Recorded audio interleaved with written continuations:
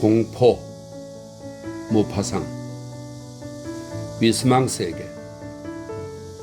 저녁 식사를 마친 뒤 우리는 갑판으로 올라갔다. 앞에는 지중해가 아무런 일렁임도 없이 펼쳐져 있었고 커다란 달이 그 수면 위에 조용히 어른거렸다.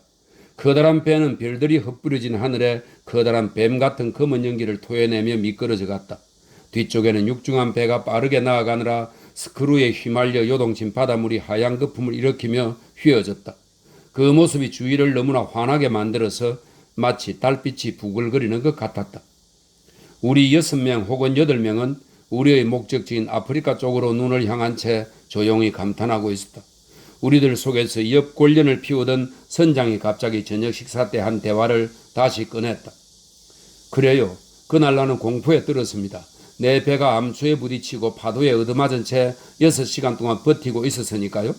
다행히 저녁 무렵에 우리를 본 영국 석탄 운반선에 구조되었지만요. 그러자 햇볕에 그을린 얼굴에 표정이 진지한 키 큰 남자가 입을 열었다.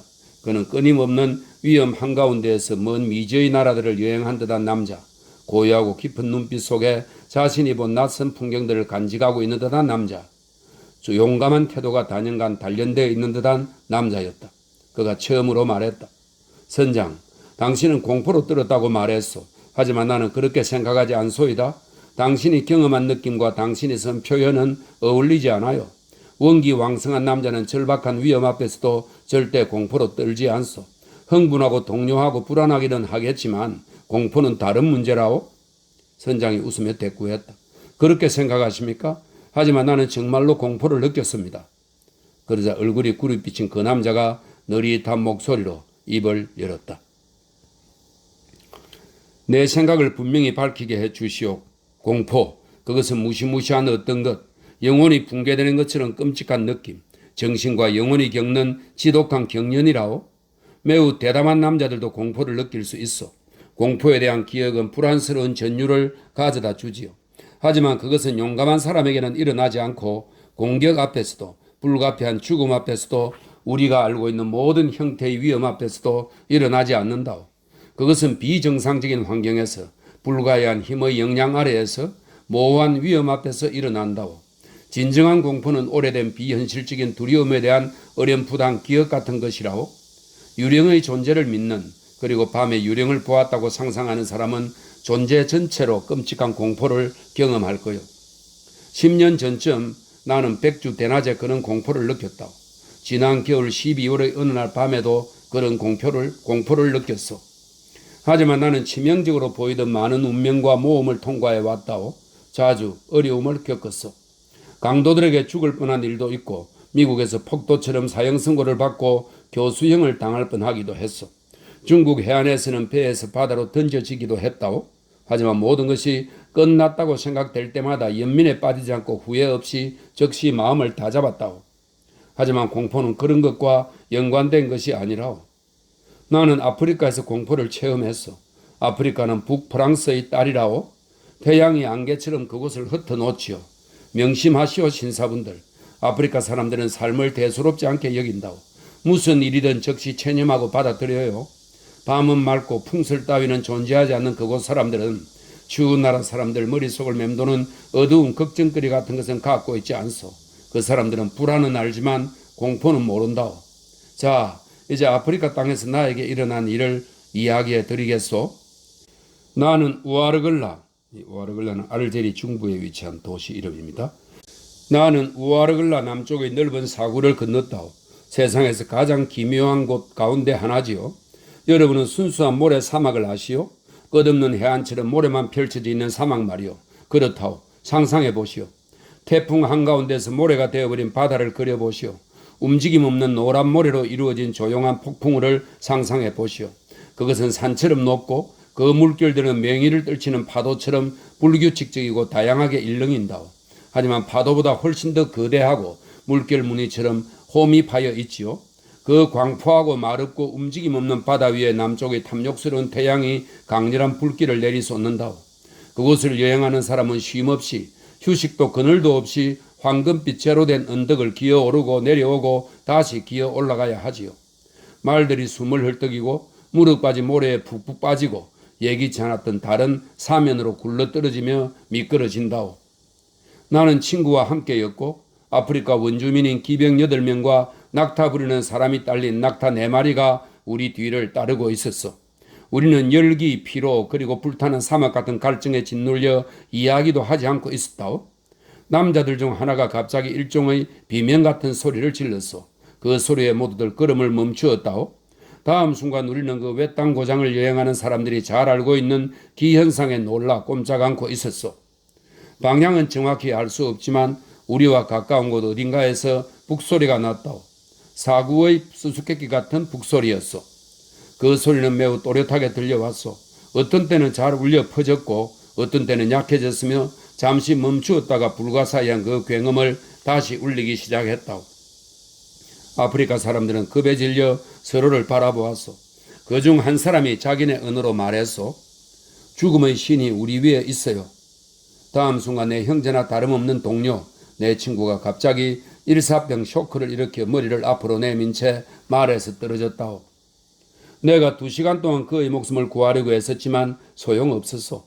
그 2시간 동안 이상한 북소리는 단조롭고 단속적이고 불가사의한 소음을 내며 계속 내 귓속을 메웠다오. 사랑했던 친구의 시신 앞에서 4개의 모래 언덕 사이에 있는 햇빛에 불타는 듯한 그 구멍 속에서 나는 공포가, 진짜 공포가, 끔찍한 공포가 뼛속을 타고 흐르는 것을 느꼈어. 미지의 메아리가 프랑스의 모든 마을에서 200리에 떨어져 있는 우리에게 빠른 북소리를 끊임없이 던져주었다. 그날 나는 공포가 무엇인지 깨달았어. 그것을 예전보다 훨씬 더 잘 알게 되었다. 선장이 남자의 말을 자르고 질문했다. 미안합니다만 선생, 그 북소리는 대체 뭐였습니까? 남자가 대답했다. 그것에 대해서는 나는 전혀 모르고 아는 사람이 아무도 없어.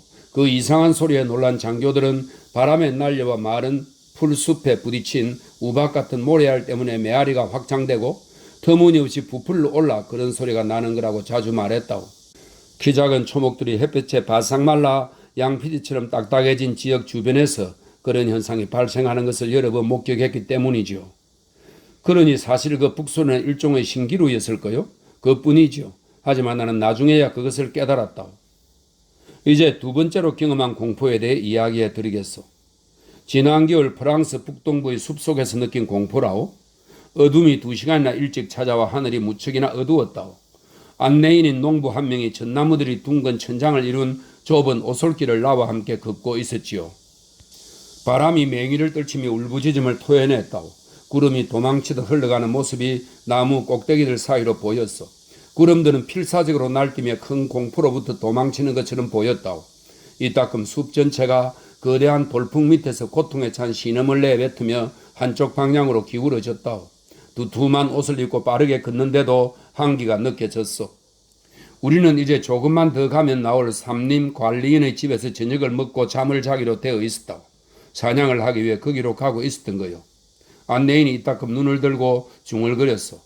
날씨 참 음산하군요. 잠시 후 안내인은 삼림 관리인의 가족에 대해 이야기해 주었어. 2해 전 아버지가 밀렵군 한 명을 죽였는데 그 일이 일어난 뒤부터 그 기억에 쫓기는 사람처럼 침울해졌다는 것이었어. 그는 결혼한 2 아들과 함께 살고 있었어. 어둠이 매우 깊어서 앞에도 주변에도 아무것도 보이지 않았어. 부러진 나무 가지들이 끊임없이 소리를 내며 어둠을 가득 채우고 있었다오. 마침내 불빛 하나가 보였고 곧 안내인이 어느 집 문 앞에 도착했다오. 집 안에서는 여자들의 날카로운 비명이 들렸어. 이었고 웬 남자가 목맨 소리로 물었어. 거기 누구요? 안내인이 이름을 댔고 우리는 안으로 들어갔다오. 집 안에는 잊을 수 없는 광경이 펼쳐져 있었어. 백발의 정신 나간 눈빛을 한 노인이 장전한 총을 손에 든 채 부엌 한가운데 서서 우리를 기다리고 있었고 건장한 남자 2명이 도끼로 무장한 채 문을 지키고 있었어. 어두욱한 구석에는 여자 2명이 얼굴을 벽으로 향한 채 무릎을 꿇고 있었다오. 우리는 상황을 설명했어. 노인은 총을 벽에 다시 걸더니 내 침실을 준비하라고 명했어.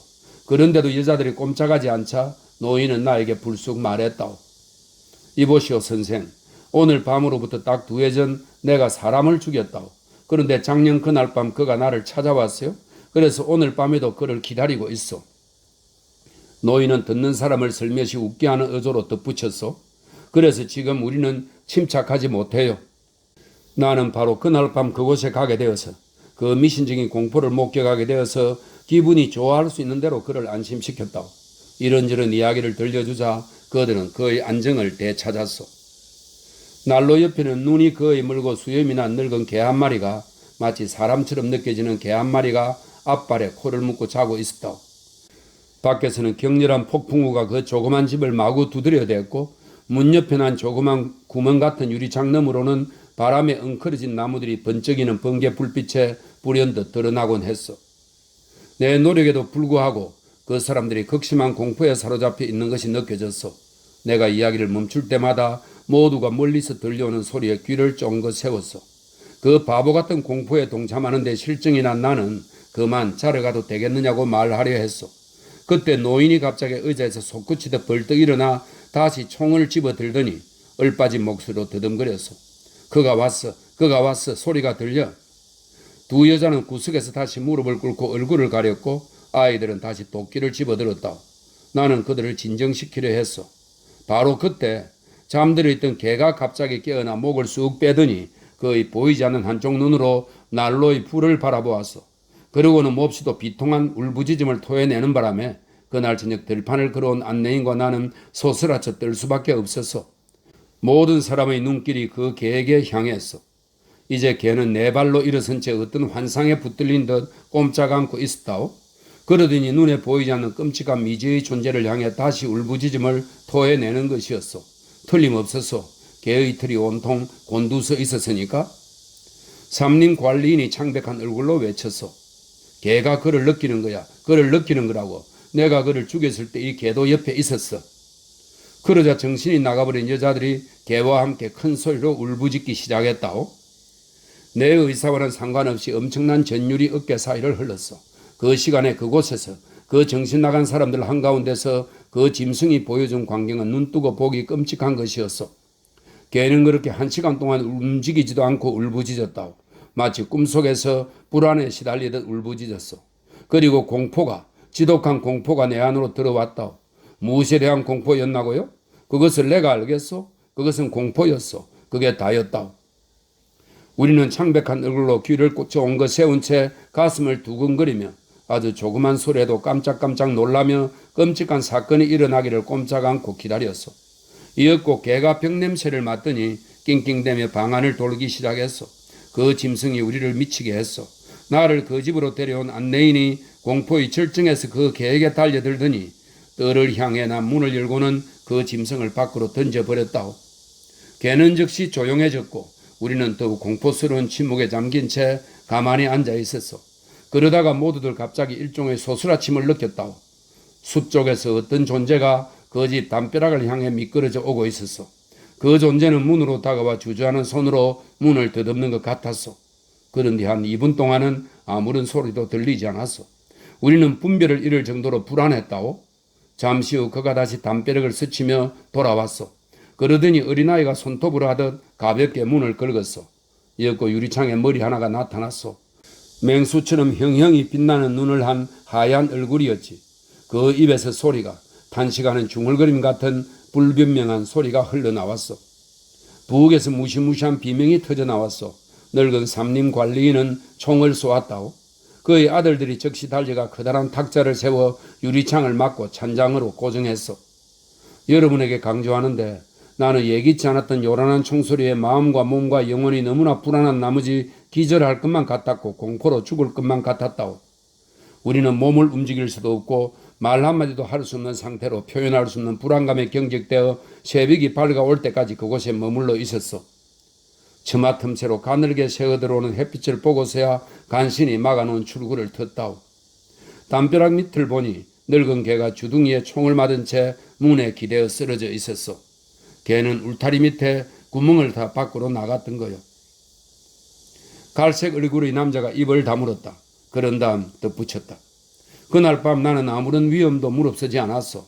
하지만 유리창에 나타난 수염난 얼굴이 총에 맞던 그 순간을 다시 겪느니 차라리 매우 끔찍한 위험에 맞섰던 다른 순간들을 다시 경험하고 싶소.